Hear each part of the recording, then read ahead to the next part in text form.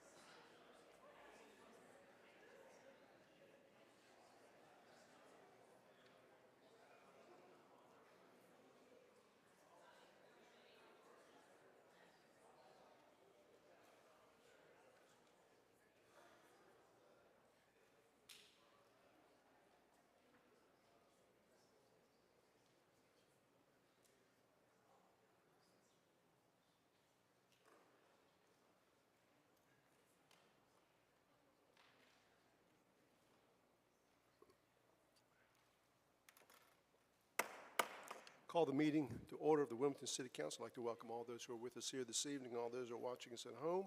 Thank you for taking an interest in your government. This time, I'd like to introduce Associate Minister Mario Jeter of the Sanctuary of Wilmington for the invocation. Ask if that everyone remain standing afterwards for the Pledge of Allegiance. Good evening, Mayor Sappho and Council. Thank you for this opportunity. Let us pray. Father, we thank you and we ask that your presence fill this place tonight as this council conducts your business, as they continue to be your eyes, your ears, your hands, and your feet for this great city, God. Be with them and guide their hearts and minds to conduct business that will glorify you.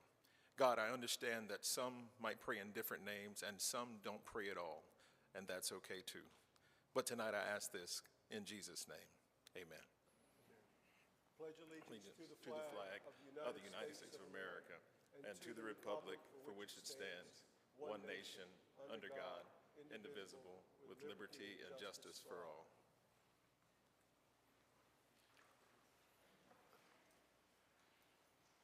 We'll note that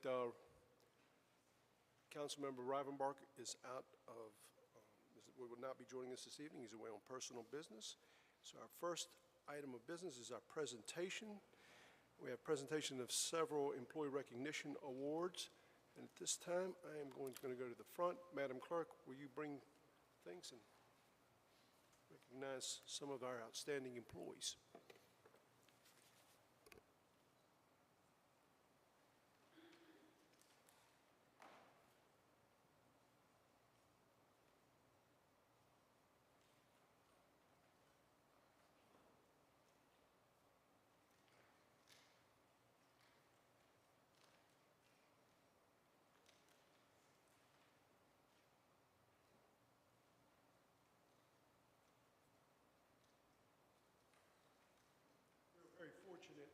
To have a large group of dedicated and talented individuals to ensure that our residents receive the highest quality of service possible from the government. And the individuals that are being recognized here today have demonstrated a commitment to the organizational core values of the city of Wilmington. First individuals being recognized are Rebecca Thurston, Nick Shepard, and Danny Tradico. If they'll please come forward.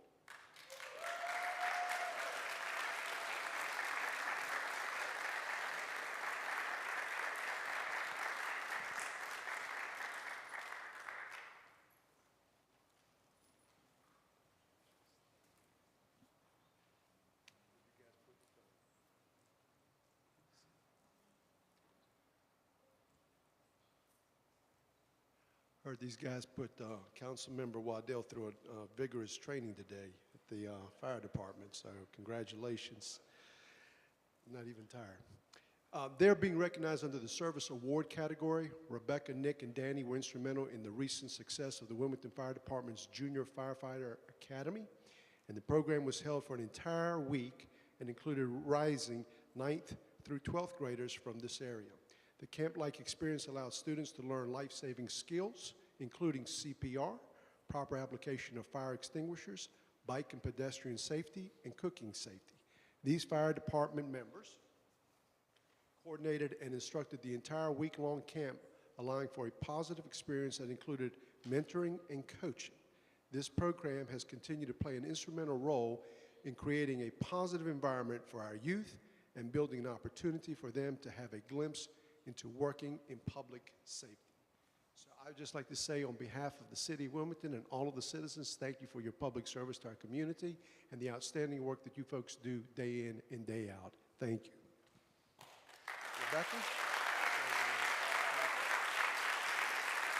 Nicholas? Congratulations, sir. Thank you, sir. And Christina, thank you very much. Appreciate it. And Guys ready? the rest of the council needs to also go through a fire training exercise also, so excluding me. Okay. Excluding me. All right, everybody, ready? Got the group. Ready? 1, 2, 3. 1, 2, 3.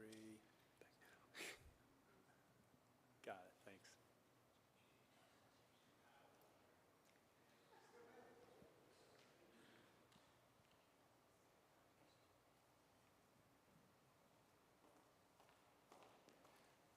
The next individuals being recognized are Kyle Young and Larry Mims. They are not able to attend this evening, but we do have somebody, we have Mr. Dave Mays from that Public Services Department that is here to accept the awards on their behalf. They are being recognized under the teamwork category. Kyle is responsible for the operation of the city's CCTV camera system used for inspecting our stormwater pipes. And that's an interesting thing to look at. And this type of inspection requires coordination to get pipes clean of sediment and debris prior to use of the camera system within the pipe. Larry operates the city's vac truck and is responsible for cleaning our storm drain and drain pipes. Kyle and Larry have become a very efficient team, and over the past 12 months, they've inspected almost 46,000 feet, almost 9 miles of pipe. That's almost double the amount of pipe inspected in previous years. A large part of Kyle and Larry's efficiency is due to their teamwork and collaboration skills with contractors, engineers, and other stormwater services staff to clean, inspect, and classify the storm-damaged pipe infrastructure. The importance of this work could not be overstated, and I know that they've done an outstanding job in all of the work here because I know how old the pipes are in this community, and they're very old. So congratulations to that team. They've done an outstanding job, and thank you very much. Thank you. And this is for Kyle and Larry. All right, Dave. Great. Thank you.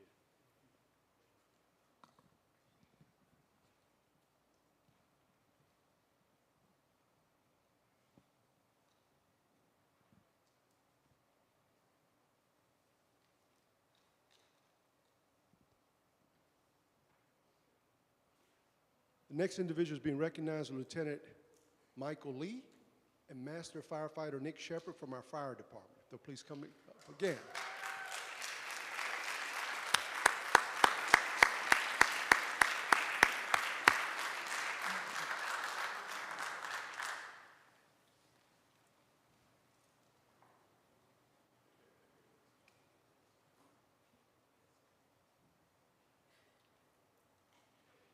They are being recognized under the Accountability and Professionalism Award category. Master Firefighter Shepard and Lieutenant Lee were recently confronted with a strong desire to respond ahead of the civil unrest plaguing many communities across the United States in 2020.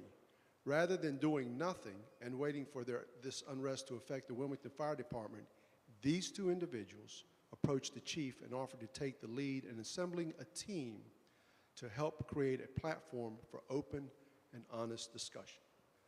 The Perspective Appreciation Forum was created and produced great results throughout the department. Other local organizations saw what the Wilmington Fire Department was doing and requested the forum be presented to their staffs. Throughout 2021, they presented this forum to the Leland Fire Department, and later, with COVID in full force, modified the forum to present online to the North Carolina Peer Support Team members. Through this milestone, they highlighted the importance of both diversity and unity within an organization that showed how an open dialogue can lead to a better work environment. Congratulations, gentlemen. Job well done.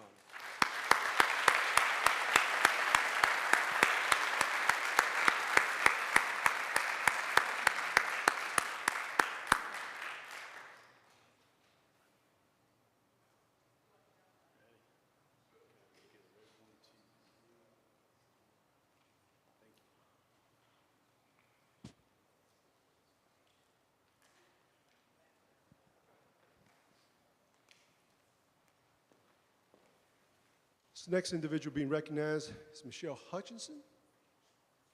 Where's Michelle? There's Michelle.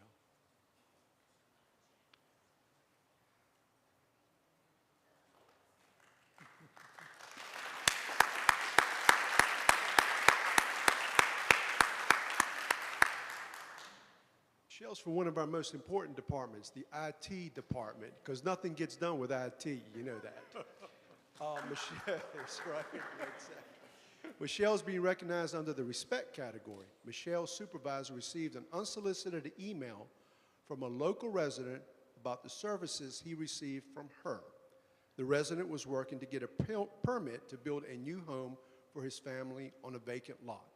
but first needed to update the address with the city. The resident thought the process would take forever, and it usually does sometimes, but not today. But Michelle took care of this resident's needs within 10 minutes of being contacted. Now you're going to be contacted all the time. When the resident later ran into trouble with the county inspector about the address not matching other documents, the resident reached back out to Michelle, who immediately jumped into action, getting on the phone to help the resident resolve the issue. This is a great example of exemplary service and respect that Michelle gives to our residents and customers every single day. Michelle, thank you. Congratulations. Job well done.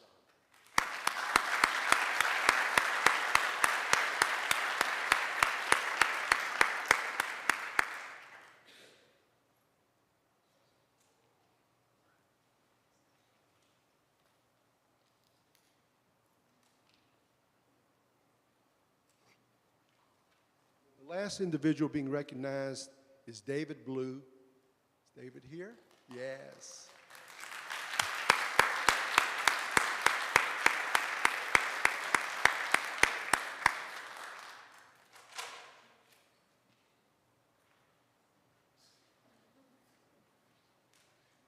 David is from our finance department. David is being recognized under the safety category.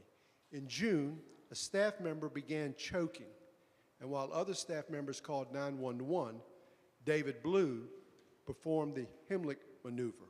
In doing so, the object became dislodged, freeing the airway.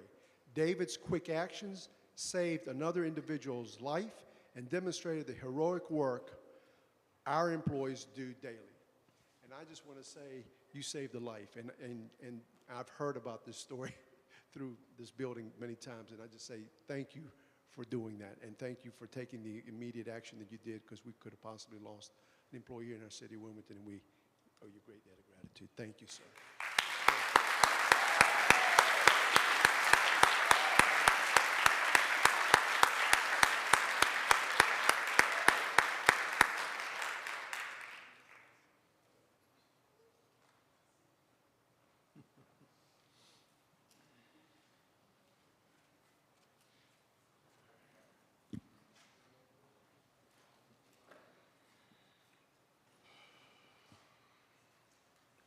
Good, let's hear it one more time for all these employees that do outstanding work for our community.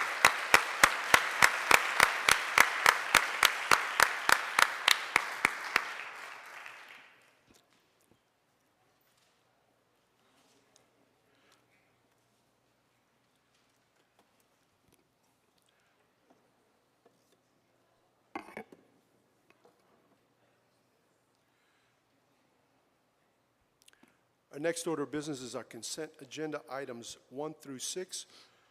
Are there any items that any council member would like to hear separately? If not, what are the wishes of this council?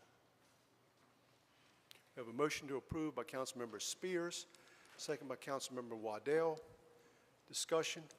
All in favor of that motion, please indicate by saying aye. Any opposed?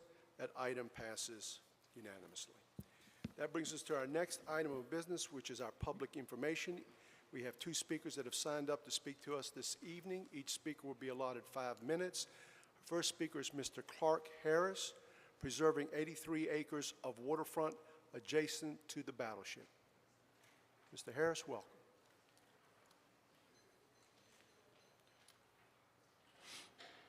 Good evening.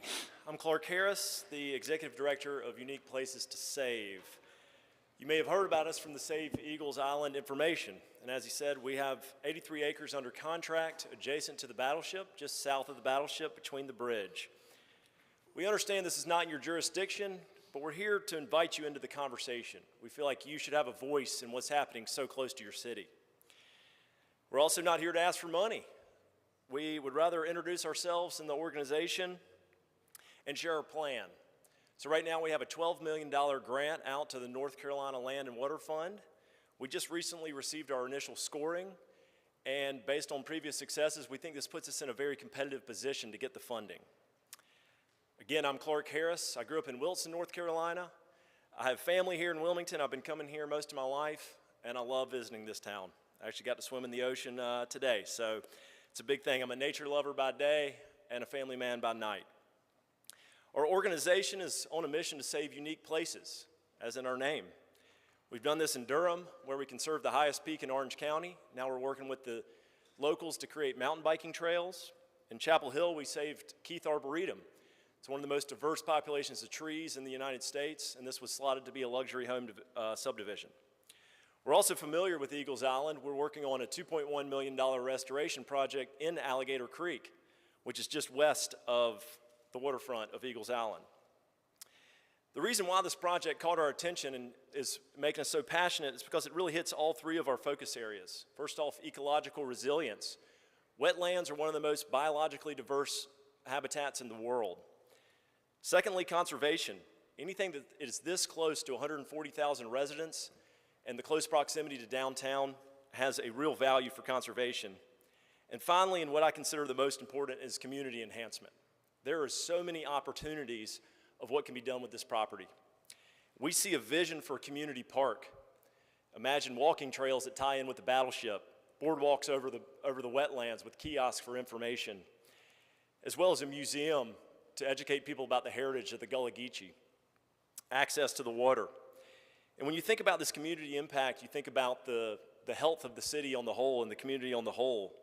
We look at cities like Raleigh that have put a lot of effort into Dorothea Dix Central Park. It's now a community hub there, everything from music concerts to community events. And it's decisions like that that attract people to the area, not just as tourists, but as residents. It helps retain and attract top talent for businesses and individuals. So we got to think about tourism and the residents. So our goal, again, is to create alignment with the city of Wilmington here, to invite you into this discussion. As you said earlier, when you recognize these firefighters, an open dialogue is not just good for the work environment, but it's good for the community as well. So we're looking for letters of support from all the key stakeholders. That means the city of Wilmington, New Hanover County, Brunswick County, the battleship, the town of Navassa. We feel like with these letters of support, we'll increase our chances of funding from the North Carolina Fund, but also from private endowments. So I plan to follow up on this amazing opportunity for the city of Wilmington and find out how we can get your support. Thank you for your time. Thank you very much. Thank you. And next person is Ms. Diana Hill. They'll be speaking to us about Project Grace. Ms. Hill, welcome.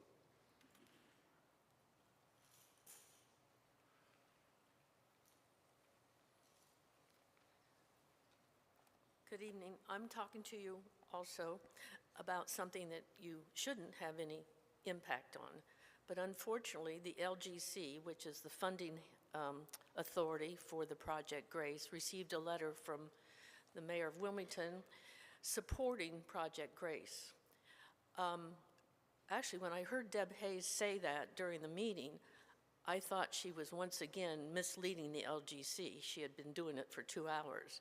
So I asked for a copy of the letter because I was sure there wasn't such a thing. But I did receive that letter, and I'm really surprised. First of all, the fact that we would support giving away the main library to the county is fiscally irresponsible. The city paid 60% to buy the Belk building, which cost us $500,000. The city spent $300,000 to buy that building. In today's dollars, the purchase power of that $300,000 would be $1,078,664.76. But we just told the county that they can have the building, which they plan to knock down, all 1,500 tons of it. And then, to support this project, we'll also confine the Cape Fear Museum. The museum right now, where it's located, has plenty of parking and property to enhance and enlarge it. I'm really surprised the city leaders would condone this. The New Hanover County has every sample of American history that's happened east of the Mississippi in the United States. Plus, we have the first European that ever explored the Atlantic coast, made landfall right here in 1524. And of course, we all know about the 1898 only successful coup d'etat.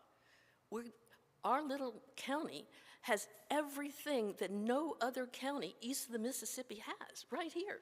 And we're talking about downsizing the museum and sticking it on a second or third floor on 2nd Street or 3rd Street or Chestnut or Grace.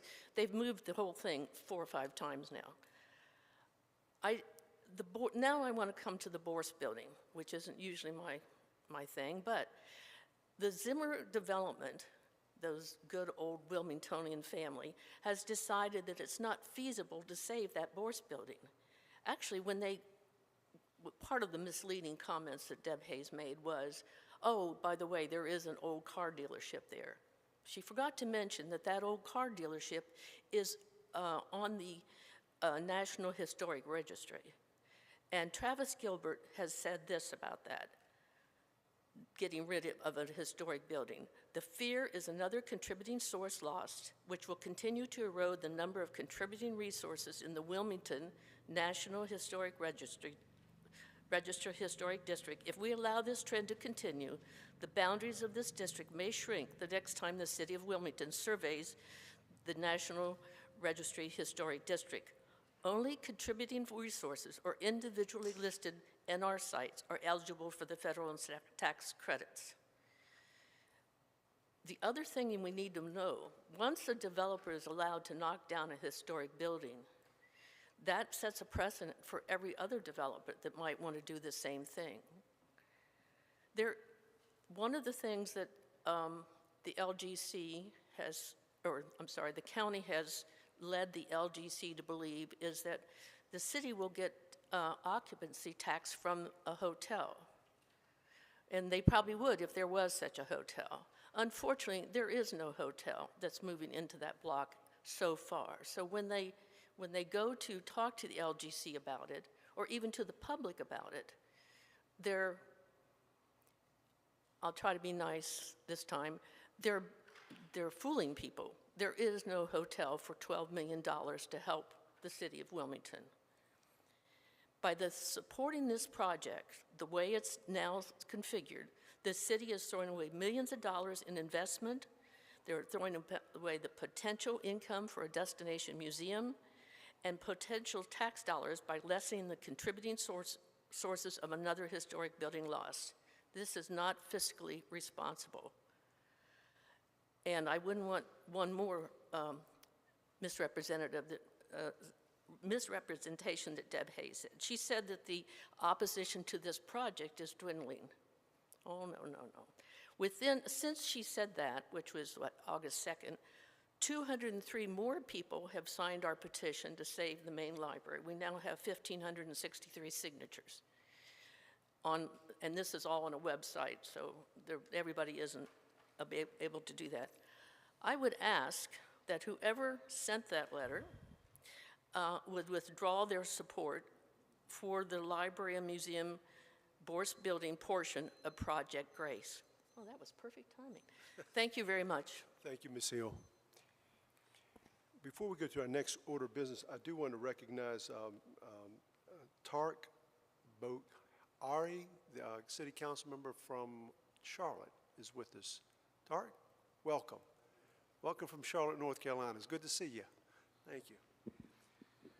The next order of business is our ordinances. Item 01 is an ordinance accepting the appropriating funds from the Firehouse Subs Public Safety Foundation grant in the amount of $15,755 for the purchase of structural firefighting gloves and firefighting particulate hoods. And at this time, I'd like to recognize our city manager, Mr. Tony Caudle. Mr. Caudle.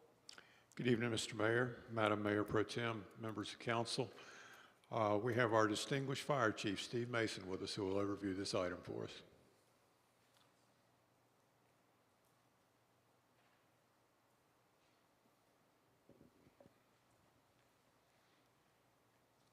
Good evening, Mr. Mayor, members of council, Mayor Pro Tem.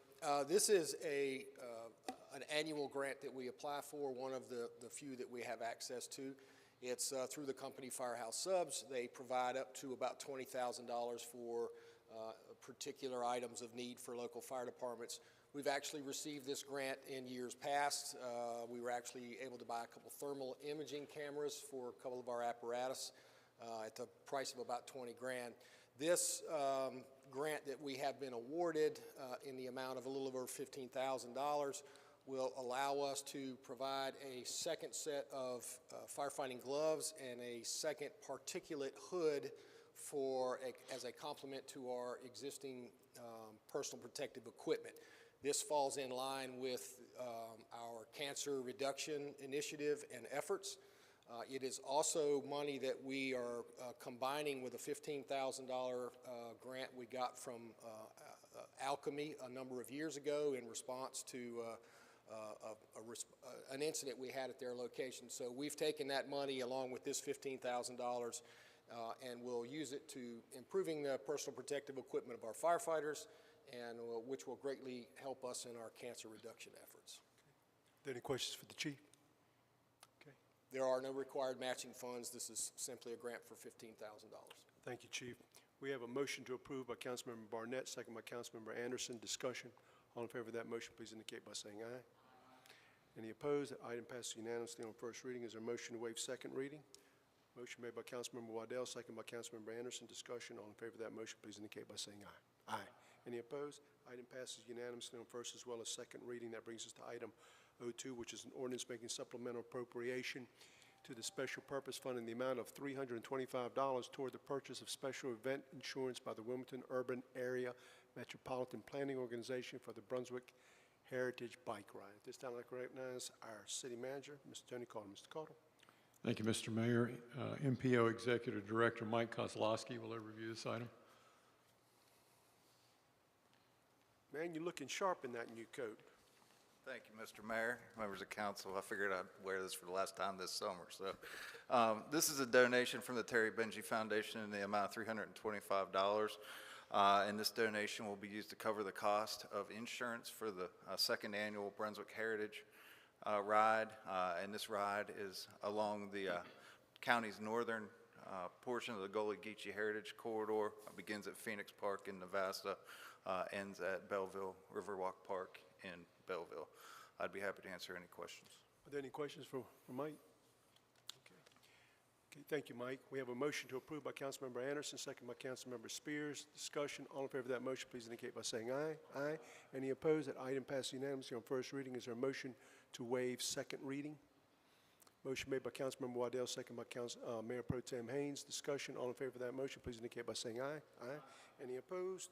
Item passes unanimously on first as well as second reading. That brings us to item 03, which is an ordinance making supplemental appropriation in the amount of $40,000 to the Special Purpose Fund for the creation of a WPD Law Enforcement Museum at Police Headquarters, utilizing $40,000 of North Carolina drug tax revenue. At this time, I recognize our city manager, Mr. Tony Caudle. Mr. Caudle. Mr. Mayor, staff would like to ask for a continuance of this item to September 6th meeting. Okay. We have a motion to continue the item to our September 6th meeting. We have a motion by Councilmember Anderson, second by Councilmember Waddell. Discussion. All in favor of that motion, please indicate by saying aye. Any opposed? Item passes unanimously. That brings us to item 04, which is a resolution authorizing the city manager to enter into a reimbursement agreement with 277 North Front LLC for the installation of utility services at 277 North Front Street. This time I'd like to recognize the city manager, Mr. Tony Caudle. Mr. Caudle. Thank you, Mr. Mayor. Construction Manager Brett Russell will overview this item.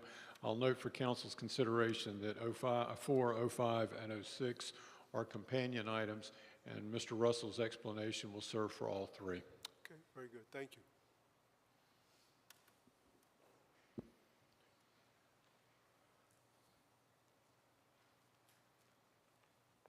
Good evening, Mayor, Mayor Pro Tem, and council members. As you know, the Front Street Streetscape project is under construction right down the street there in the 200 and 300 blocks. And so when we started construction, we were approached by two of the building owners in the 200 block to add additional fire services to their building. So after talking with the contractor and getting estimates and things, we understood it to be a viable thing, you know, for the project and for the building owners. So before you tonight are three companion documents, ordinances 4, 5, and 6, and they represent this supplemental utility work and the funding that would go into the project. So the first item, 04, is a resolution approving a reimbursement agreement with 277 North Front LLC in the amount of $39,750.86. for the installation of a new water service and fire service to the building at 277 North Front Street, which is the old Chadworth store that's on the corner of Front and Grace that sits empty right now. The second item, 05, is a resolution approving a reimbursement agreement with the Hive Expo LLC in the amount of $25,677.52 for the installation of a new fire service to the building at 216-220 North Front Street. That's also maybe considered as the old Expo. It's right next to Shaw University. So the third and final item before you tonight is an ordinance making supplemental appropriation for funding into the project budget to cover the cost of this additional work. The requested appropriation of $65,428 is provided by the two reimbursement agreements. So if approved by council tonight, these three companion items will allow for the installation of a new water and fire services into the two separate buildings, thus increasing the viability, the fire protection, and the use of those respective businesses. Staff recommends approval of all three items, and I'd be happy to answer any questions. Are there any questions of staff? Okay. Thank you, Ms. Russell. Okay, thank you. All right, let's take them one at a time. 04, what are the wishes of council? We have a motion to approve by Councilmember Barnett, second by Mayor Pro Tem Haynes. Discussion, all in favor of that motion, please indicate by saying aye. Aye. Any opposed? Item passes unanimously. Let's go to item 05, which is the resolution authorizing the city manager to enter a reimbursement agreement with the Hive Expo LLC for the installation of a utility fire service at 216 through 220 North Front Street. What are the wishes of council in respect to that? We have a motion to approve by Councilmember Anderson. We have a second by Councilmember Barnett. Discussion. All in favor of that motion, please indicate by saying aye. Aye. Any opposed? That item passes unanimously. That brings us to item 06, which is the ordinance making a supplemental appropriation in the amount of $65,428 to the North Front Street Streetscape project from reimbursable funds received by the Hive Expo LLC and 277 North Front LLC. We have a motion to approve by Councilmember Waddell, second by Councilmember Spears. Discussion. All in favor of that motion, please indicate by saying aye. Aye. Any opposed? Item passes unanimously on first reading. Is there a motion to waive second reading? Motion made by Councilmember Waddell, second by Councilmember Spears. Discussion. All in favor of that motion, please indicate by saying aye. Aye. Any opposed? Item passes unanimously on first as well as second reading. That brings us to our resolutions. Item R1 is a resolution authorizing the city manager to enter into a supplemental agreement with the North Carolina Department of Transportation for the 23rd to 26th Street connections, better known as Scientific Park Drive. This time, I'd like to recognize our city manager, Mr. Tony Caudill. Mr. Caudill. Thank you, Mr. Mayor. Back for our return engagement, our MPO director, Mr. Mike Kozlowski. Mr. Mayor, members of council, thanks again for the opportunity to be before you tonight. On August 16th of 2016, the City Council authorized the city manager to enter into a cost-sharing agreement with the North Carolina Department of Transportation for the 23rd to 26th Street connection enclosure of Carnegie Drive. NCDOT recently updated their cost estimate for this project, which now stands at $10.4 million. On February 28th, staff presented two options, and the consensus of the council was to incorporate the project into the Independence Boulevard Extension project. The supplemental agreement is a follow-up from that February 28th meeting and outlines that the city will participate in 50% of the cost for preliminary engineering, right-of-way acquisition, and utility relocation, and caps the city's expenditures at the $2,660,528, which is budgeted for the project. And once that's complete, NCDOT would then fold the 23rd to 26th Street project into the Independence Boulevard Extension project. I'd be happy to answer any questions. Any questions? Spears? Mike, I want you to, you got the slides for this? There was a map that was provided to council. Right, I saw it. I just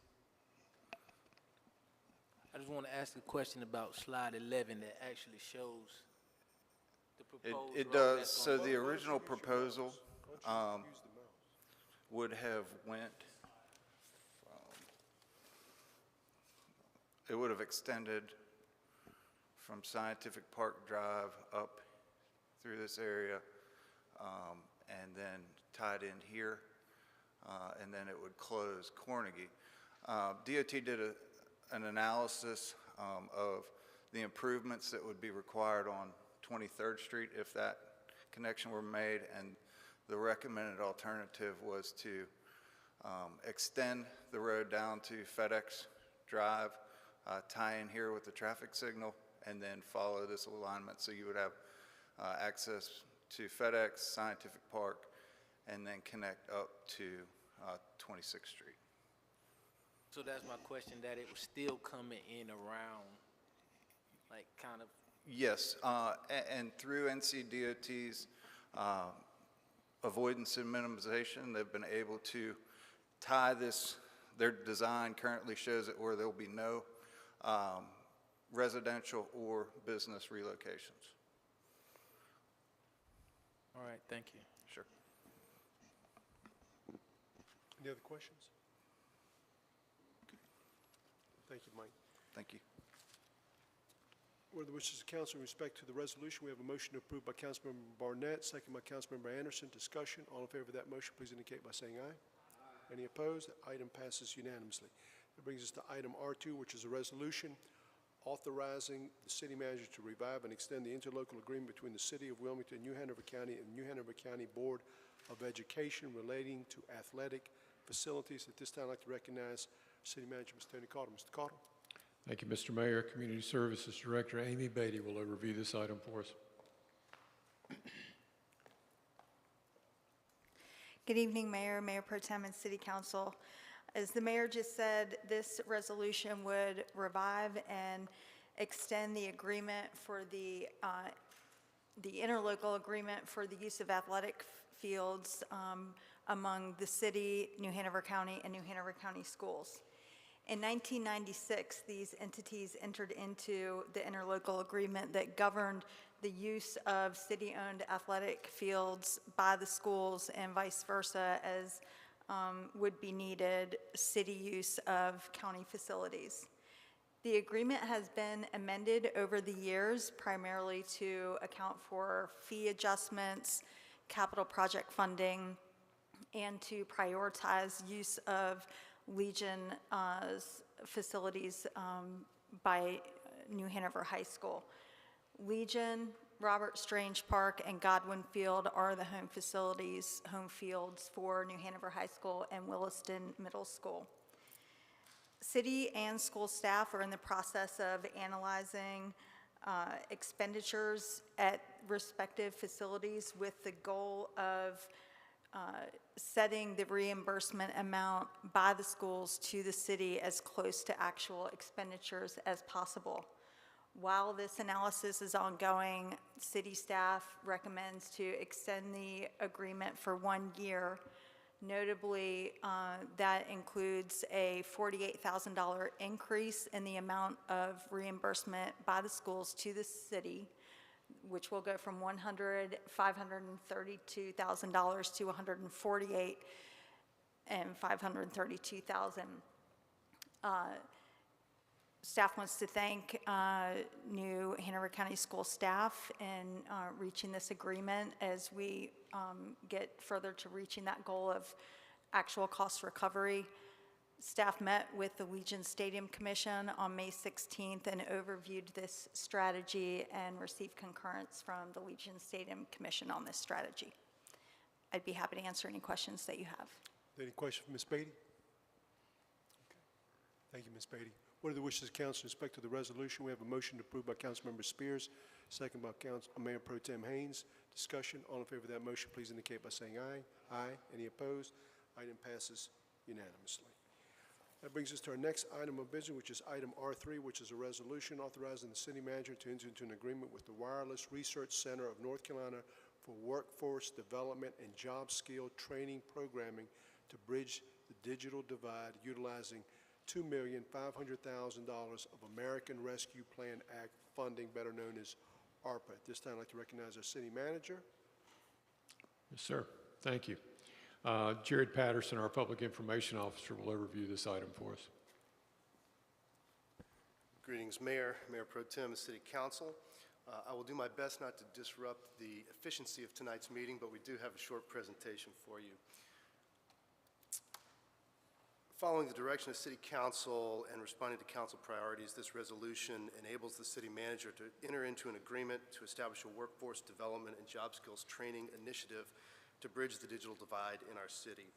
The COVID pandemic brought to the forefront the presence of a digital divide across America, where economic and educational gaps opened up between those who possess digital skills and readily available access to technology and those who did not.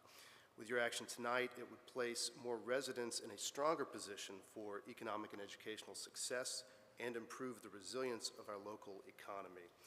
Funding for this initiative comes from the American Rescue Plan. The $2.5 million has been part of your ARPA framework since its inception. 2 weeks ago at agenda briefing, staff presented an overview along with representatives from WRC Connected Communities, the North Carolina-based nonprofit that will work in partnership with our local nonprofit and business communities to launch this initiative. This organization was brought to our attention by Wilmington nonprofits and business partners, many of whom have helped to shape this effort, which represents an opportunity to catalyze and to support community-based efforts to address the digital divide in our community in line with City Council's leadership and vision. A quick overview of this initiative. This is a digital skills training and job pairing program focused on upskilling and reskilling individuals in our community to participate in the digital economy. It involves targeted recruitment in qualified census tracts, which are high need and high opportunity areas that have been identified in our community.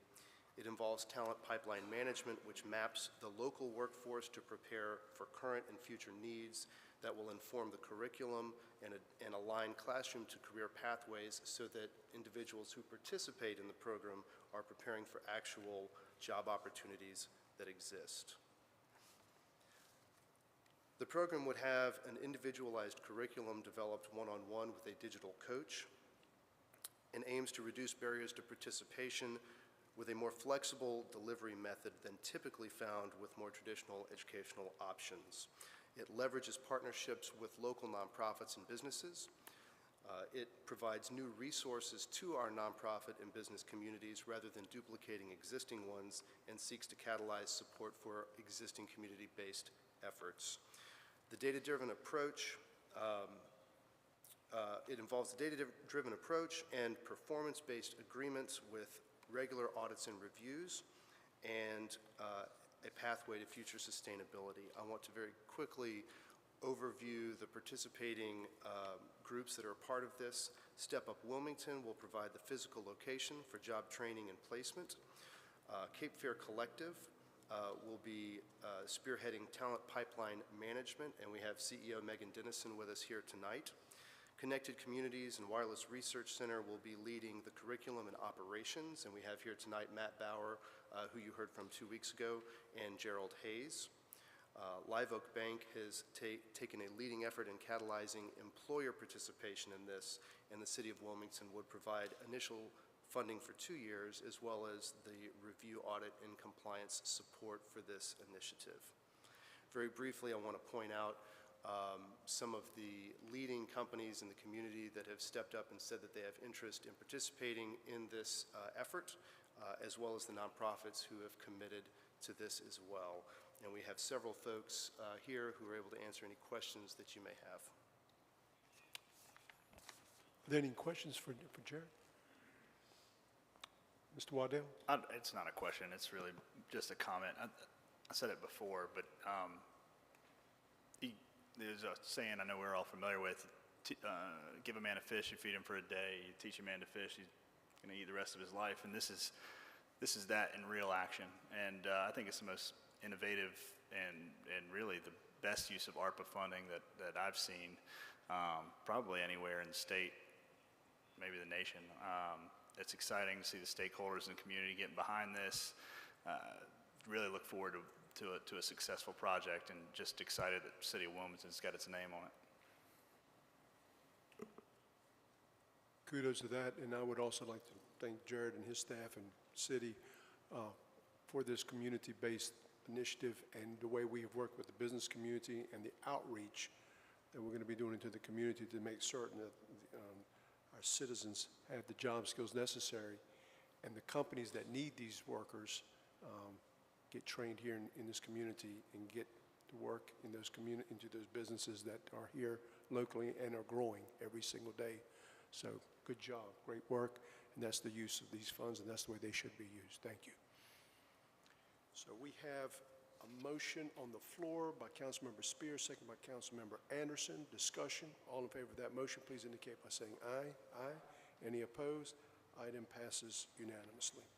That brings us to our next item, which is item R4, which is the resolution authorizing the mayor to sign the public comment letter to the North Carolina Utilities Commission concerning Duke Energy's Carolinas carbon plan. At this time, I'd like to recognize our city manager, Mr. Tony Caldwell. Mr. Caldwell. Thank you, Mr. Mayor. Sustainability Project Manager David Ingram will overview this item for us.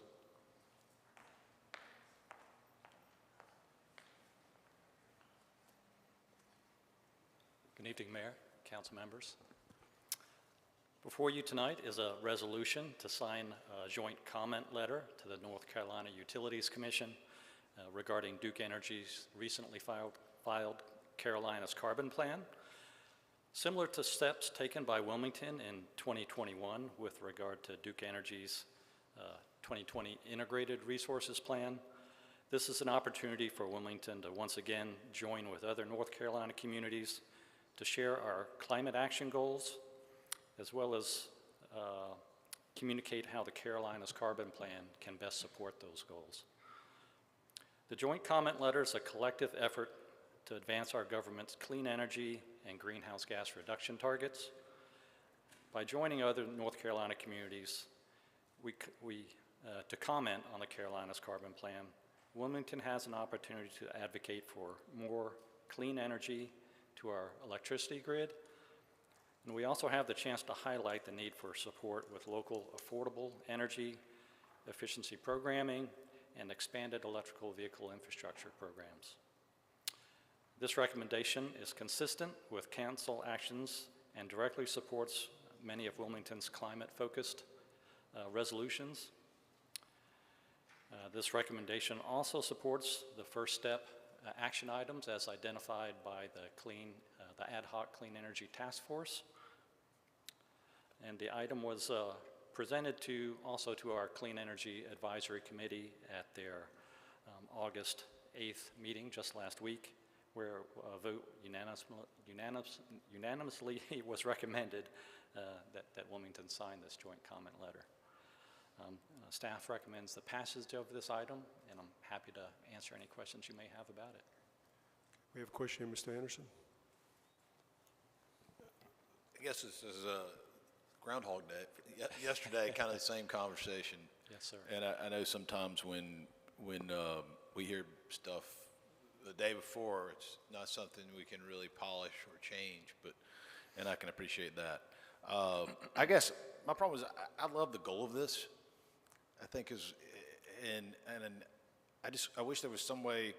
Instead, we were submitting like these. We already outlined and voted on, where we want to be in various 2030, 2050, what have you, and have our goals to do that. I wish we'd submit that. I guess what bothers me about it is there seems to be no regard to cost, and I think that's a big missing link to this. We all have these goals, and I think most people support the idea of trying to reduce their carbon footprint and to become neutral. I certainly do, but I also think it's going to be a little bit slower process maybe than some would wish, because you're going to price people out, and it seems like to me this just does not take that into account. It also, there's certain things where I just found myself asking I wanted to hear the other side of the argument, when it starts to talk about, well, this, we think, is what it felt like to me, that nuclear is off the table. Okay, I'm not going to agree with that, but I'd like to hear from the people that are sitting out here making nuclear in our own community. So I guess I can't support the thing as it is, although I support the goal. And that's the only reason I wanted to speak, is to explain my vote. So thank you.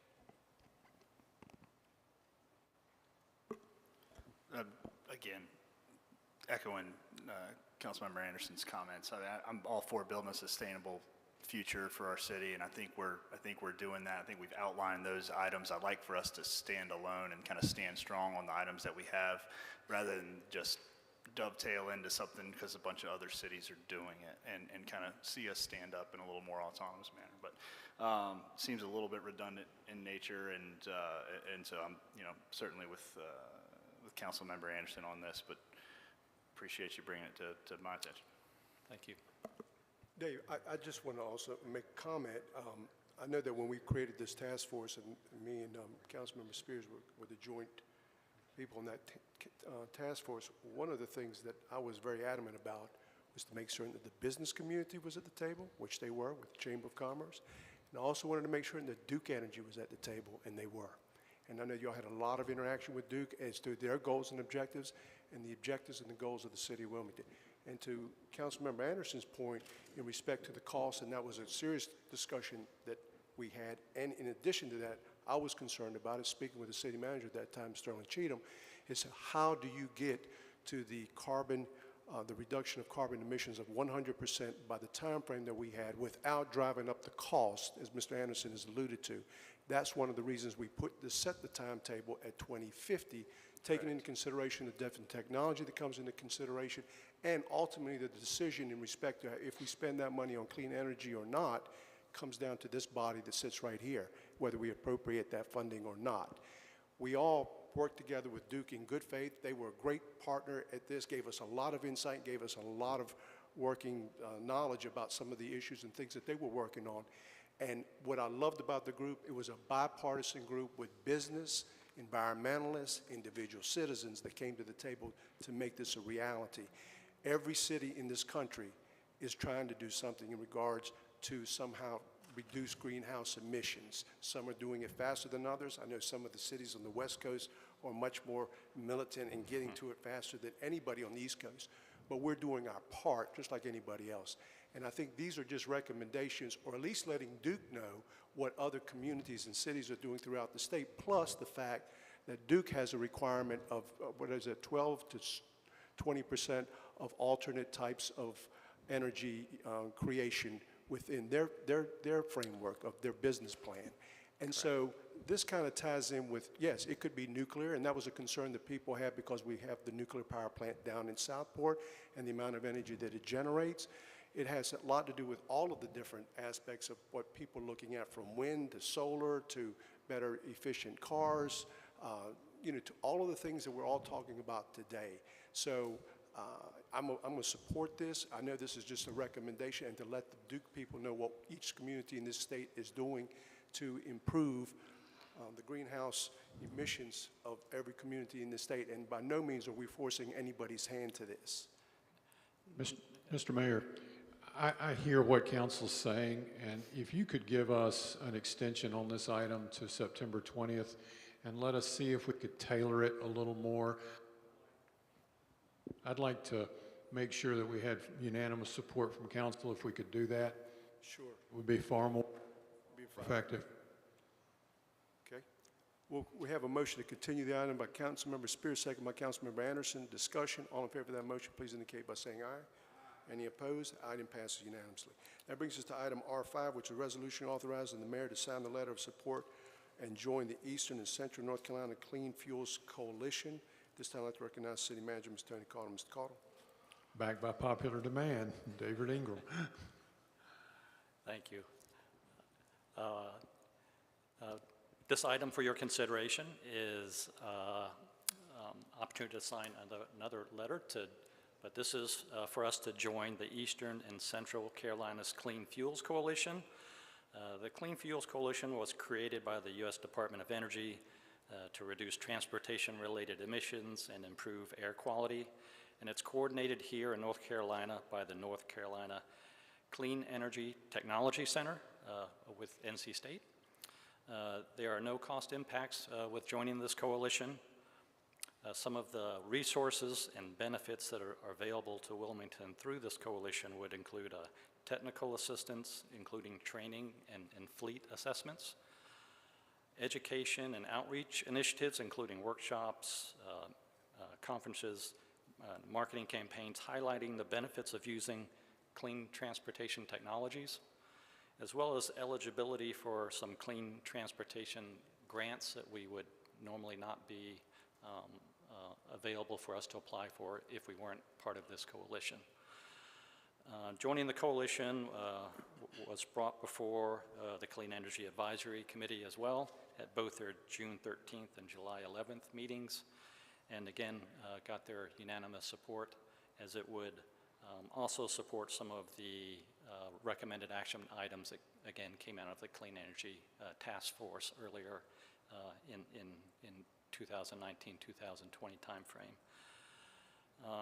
It would support our installation of EV charging infrastructure at city facilities, as well as our goal for adopting a zero-emission or hybrid vehicle purchasing policy by being members of this coalition. So again, passage of this resolution, it was unanimously approved by the Clean Energy Advisory Committee, and is before you today. Again, happy to answer any questions about it.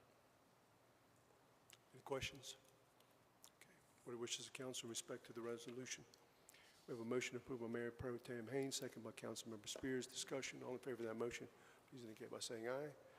Any opposed? The item passes unanimously. This concludes our regular agenda. Are there any items to be brought forward by our city attorney? No items, Mr. Mayor. City manager? No, sir. Madam Clerk? Mr. Waddell? Mr. Barnett? Just want to say to parents and people in the community, kids are going back to school next week. So please, drive carefully, but also support kids and their families. Support parents. That's it. Okay. Mayor Pro Tem? Mr. Anderson? Mr. Spears? Yes, sir. Still want to say that COVID is still a thing. I was surprised when I went to the grocery store the other day and there was the removal of the buggy sanitizer station. So it seems like we're all in the clear, but we're not. I want to be able to clean my buggy when I take my children and my family into the grocery store and understand that we want to be safe. So I'm just asking business owners and citizens of Wilmington and everybody else to be cautious and, try to maintain the safety of the people that are around in our community. Thank you, Mr. Mayor. Thank you. With that, thank you for taking an interest in government. We stand adjourned.